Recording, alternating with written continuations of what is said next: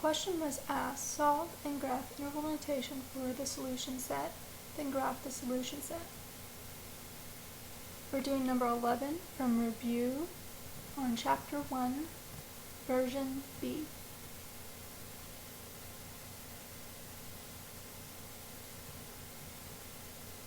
In order to solve this, first you need to solve for the x in each inequality.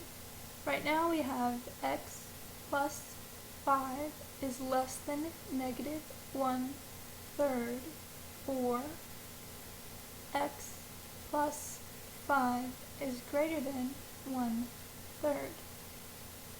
Now I've noticed most of you do not like fractions, so what we're going to do to get rid of the actual fraction is to find your LCD and then multiply each term by the LCD.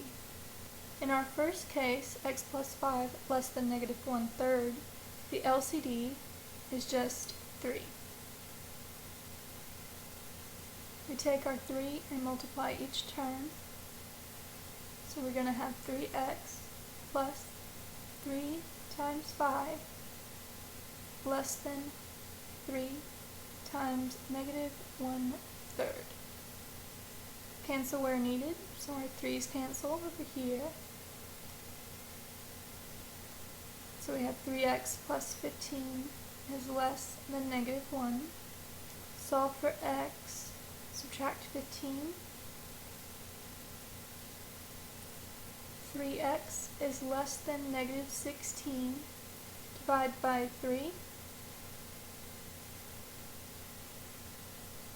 X is less than negative 16 over 3.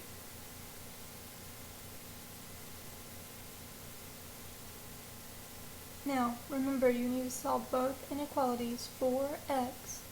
The word in the middle is going to go all the way down.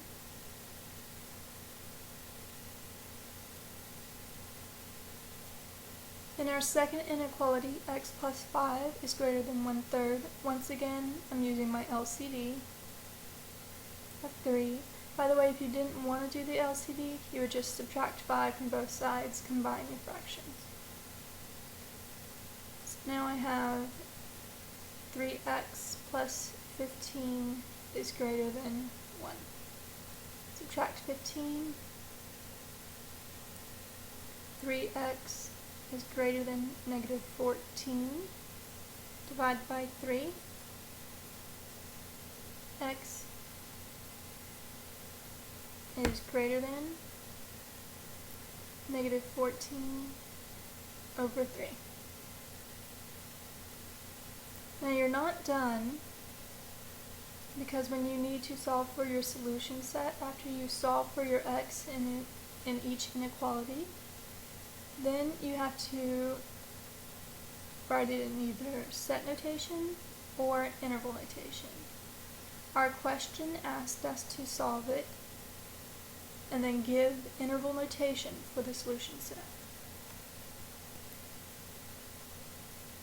So interval notation, if you can't picture it in your head, draw a quick sketch above the number line. So what two numbers do you care about? Negative 16 over 3, negative 14 over 3. Remember to put them in numerical order from the lowest to the highest. At each number, decide if you need a parenthesis or a bracket. So at negative 16 over 3, do you need a parenthesis or a bracket? You're going to be needing a parenthesis. If the inequality had included equal, like less than or equal, then you would have used a bracket. But since your inequality does not include equal, you're using a parenthesis. Now your parenthesis needs to face to the left, because x is less than negative 16 over 3. You need to face your parenthesis where the x exists. X is less than negative 16 over 3. So our parenthesis at negative 16 over 3 needs to face less than. Now you're doing this above the dash because it's a compound inequality. So at negative 14 over 3, are you going to use a parenthesis or bracket? Parenthesis, because once again your inequality does not include equal, and it's facing to the right, because x is greater than negative 14 over 3. So once again, above your number line. The word or means union. So you're going to combine.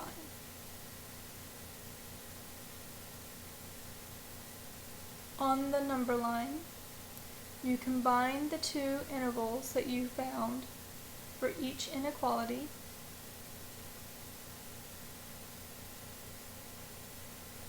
So on the number line, using your parentheses or brackets, whichever you chose,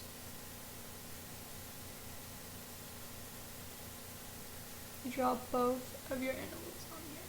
And remember to shade. And then to graph the solution set on this number line provided, graph your solution set.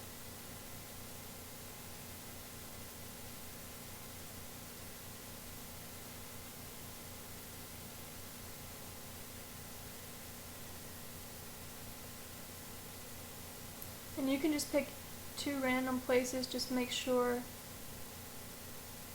that they're in numerical order here.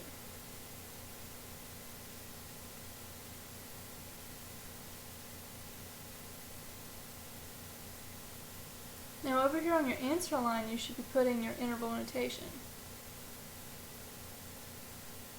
So for our interval notation, coming from the left to the right, always from left to right,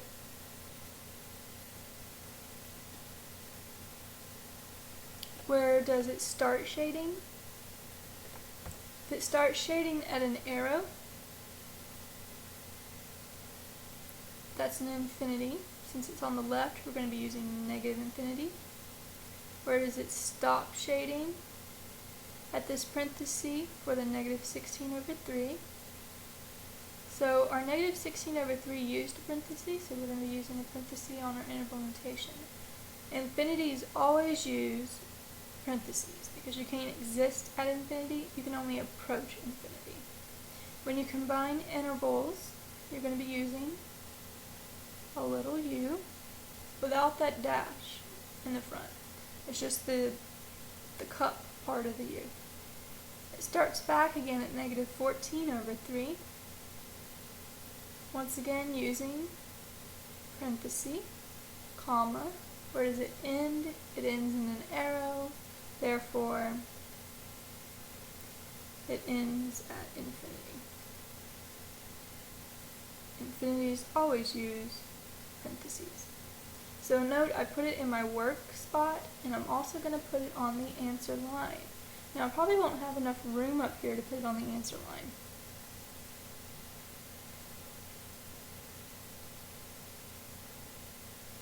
So I'm going to put as much as I can, and then underneath it, I'll finish it off, right underneath it.